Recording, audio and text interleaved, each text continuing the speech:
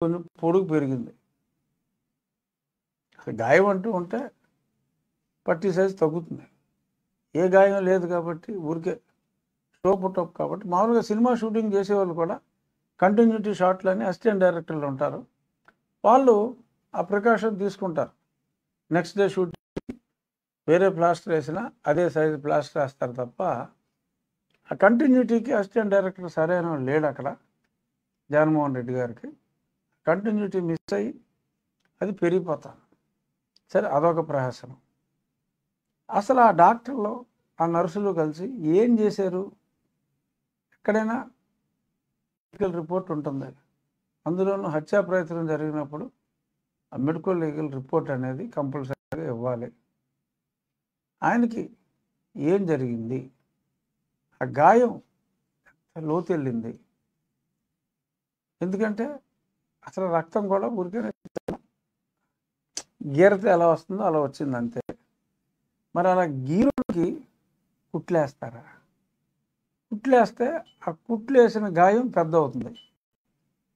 మరి ఆ కుట్లు వేయలేదు, మరి అసలు గీతే కనపడతలేదేంటి అంటారని చెప్పి ప్లాస్టిక్ సర్జరీ చేశారని చెప్పి ముందే ఒక హాని కూడా అల్లారు.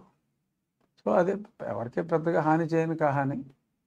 మరి ఆ కహానికి కట్టుబడి ఎలక్షన్ అయిన తర్వాత పట్టీ తీసేసి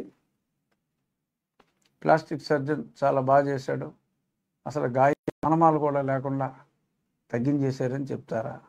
ఏదేమైనప్పటికీ ఒకసారి కేసు కట్టినప్పుడు ఈ పోలీసు ఆ లీగల్ రిపోర్ట్ కూడా తెప్పించుకోవాలి.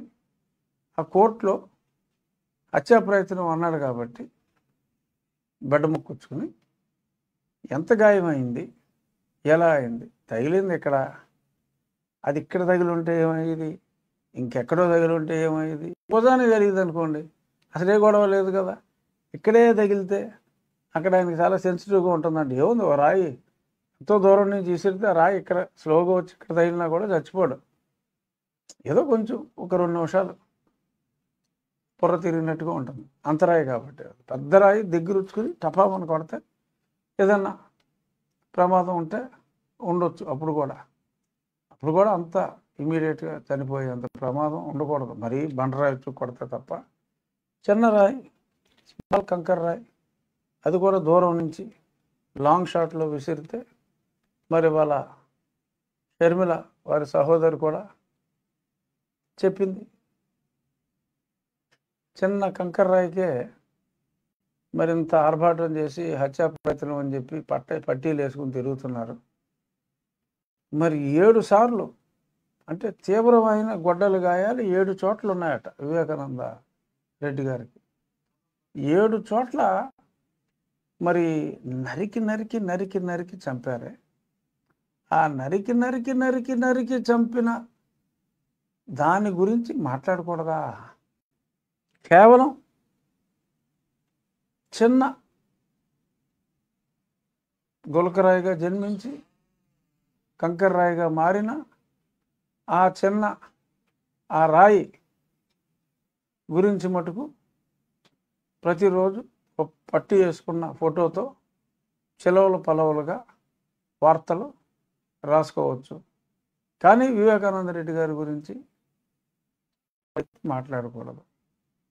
అలాగే మరి ఆయన ఒక ముస్లిం యువతతో ఫోటో వేశారు.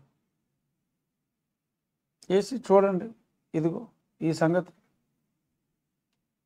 సునీతకు తెలియదా అని కూడా రాశారు. జగన్మోహన్ రెడ్డికి తెలియదా? ఒకవేళ ఏదన్నా ఉంటే ఆయనకి తెలియదా? క్యాంపెయిన్కి వాడారు, ఎమ్మెల్సీగా పోటీ చేయించారు, ఇప్పుడు ఆయనకి తెలియదా? Is that an issue? వీళ్ళు హత్య చేయటానికి దానికి అసలు సంబంధం ఏమిటి? ఇలా అసంబద్ధంగా మాట్లాడతారు. చూసి రమ్మని కాల్చి వచ్చాడని చెప్పి మనం ఒక సామెత విన్నాం.